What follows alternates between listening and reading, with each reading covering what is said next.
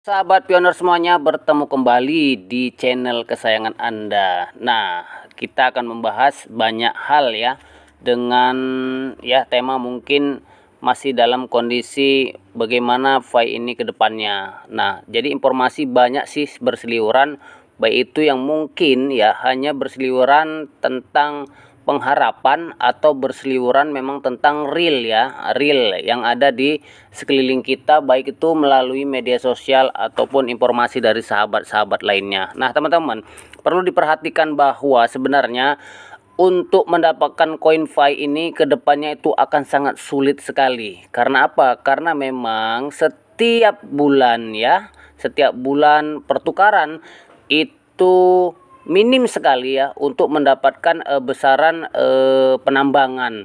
Nah, perlu diingat Mei ya atau hari Minggu nanti itu kecepatan dasar penambangan Pi akan disesuaikan lagi. Nah, kemudian sebagian dari penyesuaian bulanannya sesuai dengan formula yang diterbitkan pada white paper. Nah, teman-teman pasti sudah lihat white paper, yaitu sampai kapan sebenarnya Fi ini akan berjalan. Nah, kenapa nanti di tanggal 28 Juni itu sudah harus mainnet terbuka. Disitulah mereka-mereka yang sudah lulus KYC akan menggunakan koinnya untuk ditukarkan dengan barang-barang berharga seperti mobil, perhiasan, elektronik, travel dan lain sebagainya. Nah, jadi teman-teman, ketika mereka orang-orang baru yang hari ini join di Fi ya, maka bersiap-siaplah untuk menerima koin yang sedikit. Nah, kecuali mereka mendirect untuk membantu penambangan atau penghasilan penambangan yang bertambah walaupun sedikit demi sedikit. Nah, jadi setelah dihitung-hitung teman-teman, bahwa kemarin ya di white paper itu bulan Maret base rate kita itu sebenarnya sudah turun sekali dengan 0,0237 per jam ya. Untuk pemain solo ya, untuk penambang solo itu dapat sebulan ya mungkin sekitar 17,064 Pi ya, masih lumayan lah, sebulan dapat 17. Kalau setahun mungkin sudah bisa dapat berapa ya, karena makin turun itu mungkin bisa dapat 100 lah ya. Kemudian April base rate itu akan turun lagi 0,0202 per jam. Nah, hari inilah tentunya kita masih menikmati, yaitu base rate-nya 0,0202 per jam. Jadi kita sebulan dapat 14 Pi ya. Kemudian Mei nanti base rate-nya akan turun menjadi 0,0172 per jam. Jadi sebulan mendapatkan hanya 12 Pi.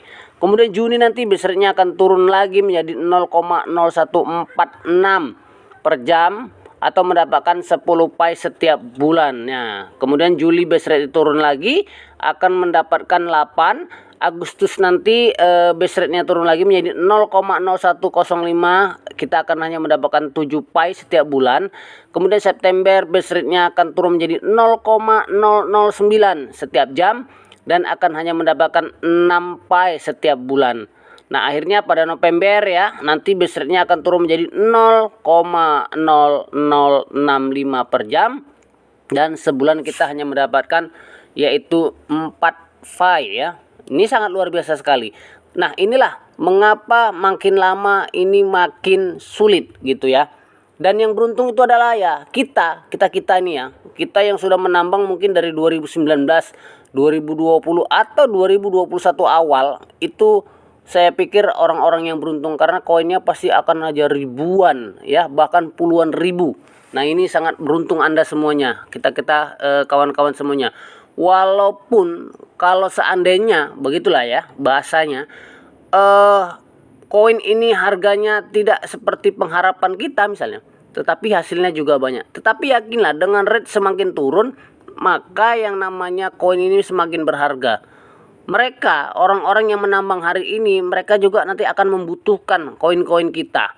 Contoh misalnya dia menambang 4 bulan hanya dapat ya mungkin sekian koin ya, 35 koin dan lain sebagainya. Kemudian hanya untuk menukar sebuah mobil mungkin butuh lagi 120 koin. Nah, maka dia akan minta transferan dari kita dan membayarnya. Nah, seperti itu teman-teman. Inilah hebatnya koin Fi nanti ke depannya. Nah, kemudian juga kita bisa membantu orang-orang yang koinnya kurang kita tambahkan untuk membeli barang idamannya. Nah, kemudian juga kita perlu tahu bahwa di beberapa negara itu sangat luar biasa sekali.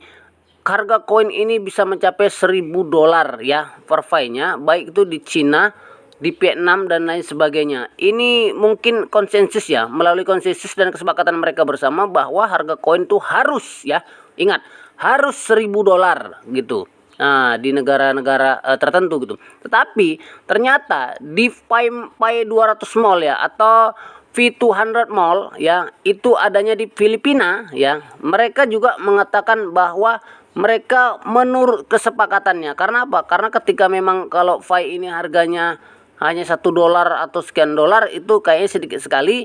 Jadi mereka memperbaharui nilai Fi-nya di P200 Mall ya, menjadi 500 peso. Nah, 500 peso ini atau sekitar $10.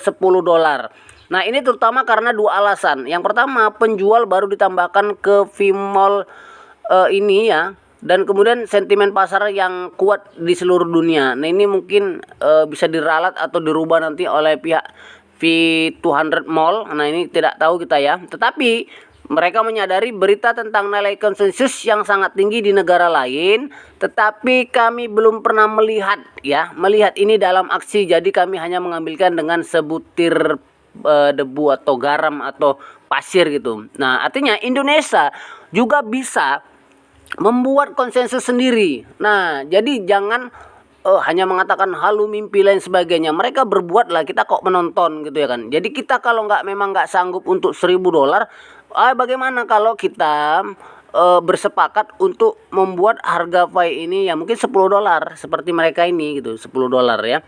Nah, kemudian nanti ketika ada tawaran lain di negara lain berlaku dengan nilai yang sangat tinggi, nah kita naikkan lagi. Nah, jadi konsensus kita memang awal itu kan di Desember itu kita kan hanya $100 per Fi gitu.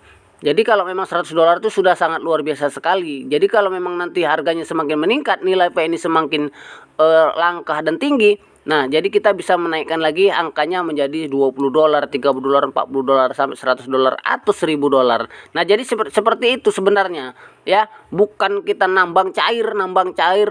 Itu kebiasaan MLM kita ya. Nah, kita main MLM kayak gitu, bisa investasi, bisa withdraw, itu biasa orang MLM gitu. Banyak di Indonesia itu seperti kayak gitu ya.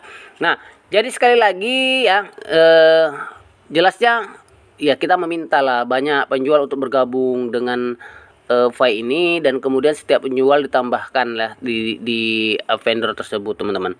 Nah, jadi itu ekosistem Fi yang memang harus dibangun, teman-teman ya. Bukan itu tadi investasi profit cair. Nah, itu kebiasaan kita buruk ya gitu ya. Nah, jadi ya buat yang koinnya banyak berdoa saja ya, buat yang sedikit juga berdoa, karena memang sedikit banyak itu akan menjadikan penghasilan buat kita semuanya, teman-teman. Nah, jadi jangan ya, kalau seperti saya ini mungkin ya 6.000 60.000 ya koin itu ya nggak tahu untuk apa. Kalau cair itu nggak tahu lah untuk apa, yang penting sudah KYC lah tentunya gitu. Kalau udah KYC ini ya udah tenang lah, mudah-mudahan diterima, di approve. Nah, nanti kalau misalnya puluhan ribu koin ini berlaku lah, mau ke Vietnam kek, mau ke Filipina, mau ke Cina, udah saya berangkat ke sana lah pokoknya kalau laku ya. Nah, ini perkara kalau laku kalau memang di Indonesia misalnya $100, di sana $1.000, udah dipala-palai lah, naik pesawat pergi ke Cina lah, udah seperti itulah teman-teman contohnya ya. Nah, yang penting koinnya laku gitu, dan pulang bisa bawa duit gitu, kita transfer antara bank dan lain sebagainya atau gimana, pokoknya jadi duit lah gitu lah ya teman-teman ya. Nah, jadi itu saja informasinya buat semuanya teman-teman. Mudah-mudahan teman-teman sadar lah semuanya, kita sadar semuanya teman-teman.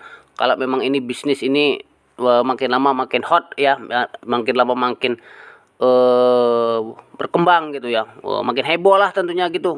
Baik itu orang-orang yang membuat koin, negara-negara, karena memang ratusan negara teman-teman. Ini kalau udah ratusan negara ceritanya, ini mental ya, jadi mental.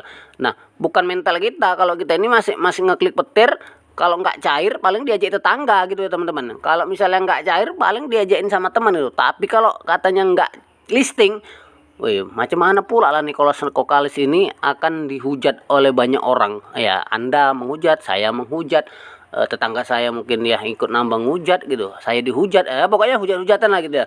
Dan kita akan membuat petisi yang sangat luar biasa yang akan merusak Stanford sebagai universitas tempat Nicholas yang belajar gitu teman-teman. Dan sahabat-sahabatnya pasti akan malu gitu. Nah, ini harga diri ya teman-teman. Nah, jadi jangan takut kalau koinnya nggak cair. Oke teman-teman, terima kasih teman-teman. Mudah-mudahan teman-teman semuanya sehat selalu dan ya tetap klik petir walaupun base rate-nya makin menurun. Terima kasih.